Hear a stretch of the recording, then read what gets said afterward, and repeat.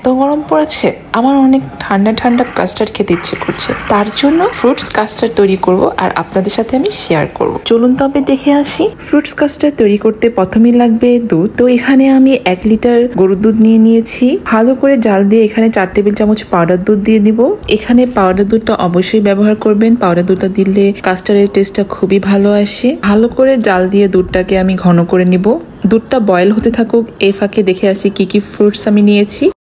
ফ্রুটসের মধ্যে আমি নিয়েছি 2টি আপেল, 3টি কলা, আনার এবং 2টি আম। দেখার সৌন্দর্যের জন্য আমি এখানে 1টি আম রেখেছি। কাস্টার্ডে বিভিন্ন কালারের ফল দিলে দেখতে সুন্দর লাগে। আপনারা এখানে কালারফুল আঙ্গুরও দিতে পারেন। দুধটা অনেকখানি ঘন হয়ে এসেছে। এই পর্যায়ে আমি কাস্টার্ডের মিশ্রণটা তৈরি করে নিব। হাফ কাপ নর্মাল পানির মধ্যে 4 টেবিল চামচ বার্লি এবং 4 টেবিল চামচ কাস্টার্ড পাউডার মিশিয়ে নিব। আর এই স্টেপে আমি পানি ব্যবহার করেছি, আপনারা চাইলে ঠান্ডা দুধ ব্যবহার করবেন। আমি ঠান্ডা দুধ ব্যবহার করতাম এখানে, অলরেডি আমি দুধটা জাল দিয়ে ফেলেছিলাম, তার জন্য আর এখানে আমি ব্যবহার করিনি। গরম দুধ ব্যবহার করলে এখানে বার্লি এবং কাস্টার্ড পাউডার দানা পেকে যাবে। এখন আমি দুধের মধ্যে চিনি দিয়ে দিব, ভালো করে নেড়ে চেড়ে নিব। এই পর্যায়ে এসে কাস্টার্ডের মিশ্রণটা আমি দিয়ে দিব। কাস্টার্ডের মিশ্রণটা আমি অল্প অল্প করে মিশাবো, যাতে দুধটা একেবারে থকথকে ঘন না হয়ে যায়।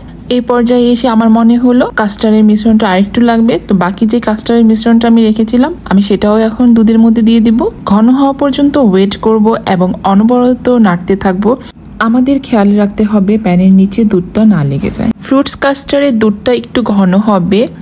আমরা যখন ফল দিব দুধের মধ্যে, তখন ফল থেকে এক্সট্রা পানি বের হবে, তখন দুধটা একদমই পাতলা হয়ে যাবে, খেতে তেমন একটা ভালো লাগবে না। এর জন্য দুধটা আমরা একটু ঘন করে নিব। আপনারা ঘনত্বটা দেখে বুঝতে পেরেছেন, এটা ঠান্ডা হলে আরো ঘন হয়ে যাবে। এখন আমি চুলাটা অফ করে দেব। দুধ একদম ঠান্ডা করে আমি ফলের সাথে মিশাবো। আর এখানে আমি ফল কেটে নিয়েছি, আমি সুন্দর একটি ক্লিন বোলে সার্ভ করব। দুধটা ঠান্ডা হওয়ার পরে ঘনত্বটা দেখতে পেরেছেন, আমাদের এই থিকনেসটাই রাখতে হবে। কারণটা তো আমি আগেই বলেছি, ফলের থেকে যে পানিটা বের হবে এটা দুধটাকে পাতলা করে ফেলবে, খেতে তখন একদমই ভালো লাগবে না। এখানে অনেকগুলো কাস্টার্ড হবে, তার জন্য আমি 2 বারে মিশাবো। কাস্টার্ডের মধ্যে আমি কাপ আইসক্রিম দিব, তার জন্য আমি একটি কাপ আইসক্রিম নিয়ে নিয়েছি। এই বলে যে পরিমাণে কাস্টার্ড আমি নিয়েছি তার জন্য একটি আইসক্রিমই যথেষ্ট। কাস্টার্ড এবং আইসক্রিমটা আমি ভালো করে মিশিয়ে নিব। ভালো করে মিশানোর পরে আমি এক এক করে সবগুলো ফ্রুটস কাস্টার্ডের মধ্যে দিয়ে দিব। আর এই কাস্টার্ডটি খেতে খুবই মজা হয়। এত গরমে ঠান্ডা ঠান্ডা একটি ডিজার্ট আইটেম, এটা তো না খেলেই নয়। আর ফ্রুটস এটা তো এমনি হেলদি একটা খাবার, তো এটা সবাই বাসায় ট্রাই করবেন। আর আমার হাতে কাস্টার্ডটা খুবই মজা হয়, এটা আমি বলছি না, এটা মানুষই বলে। আমি যখন হোমমেড ফুডের বিজনেস করতাম প্রায় সময় আমার কাস্টার্ড ডেলিভারি দিতে হতো, আর যারা আমার কাছ থেকে পারচেস করতো তারা আমাকে সবসময় রিভিউ দিত আর বলতো, আপু আপনার কাস্টার্ডটা খুবই মজা হয়েছে। আর কিছু কাস্টার্ড বাকি আছে, ওইটা আমি পরে কিছু ফল কেটে ওই কাস্টার্ডের সাথে মিশিয়ে নিব। এখন কাস্টার্ডটা ভালো করে ফলের সাথে মিশিয়ে নিব। কাস্টার্ডটা আমার মিশানো হয়ে গেছে। কাস্টার্ডটা দেখার সৌন্দর্যের জন্য আমি উপরে বেদানার দানা এবং আম ছিটিয়ে দিব গার্নিশিং এর জন্য। আপনারা কাস্টার্ডটি নিজেদের মনের মতন করে ফ্রুটস দিয়ে বিভিন্নভাবে সাজিয়ে নিতে পারেন। আমি যখন কাস্টার্ডটি তৈরি করছিলাম অনেকটা রাত্র হয়ে গেছে, তার জন্য আর সাজাতে ইচ্ছে করছিল না। আমি ভেবে রেখেছিলাম আপেল দিয়ে পাখি বানিয়ে কাস্টার্ডের উপরে রাখবো, কিন্তু সেটা আর করা হলো না। তারপরও যেভাবে হয়েছে আলহামদুলিল্লাহ। এই তো আমার কাস্টার্ডের ফাইনাল লুক। কাস্টার্ডটা আমি এখন রেখে দিব ফ্রিজে, সকালবেলা ঠান্ডা ঠান্ডা সার্ভ করে আপনাদেরকে দেখাবো। এই তো সকাল এখন 9টা বাজে, তো আপনাদের সাথে শেয়ার করি এটা থিকনেসটা এখন কেমন হয়েছে আর খেতেও কেমন লাগলো।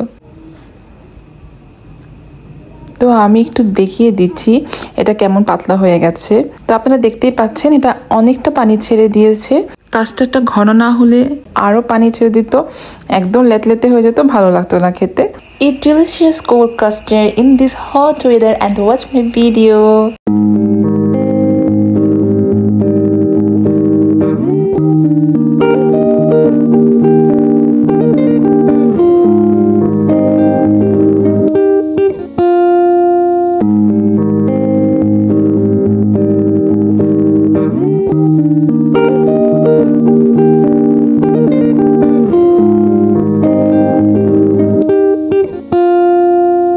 কাস্টার্ডটি দেখতে যেমন সুন্দর হয়েছে, খেতেও খুবই মজা হয়েছে। আর বাসার সবাই অনেক পছন্দ করেছে আলহামদুলিল্লাহ। তো বরাবরের মতন খেতে খেতে বিদায় নিয়েছি। তো সবাই ভালো থাকবেন, সুস্থ থাকবেন। If you like my video please like and subscribe. আল্লাহ হাফিজ।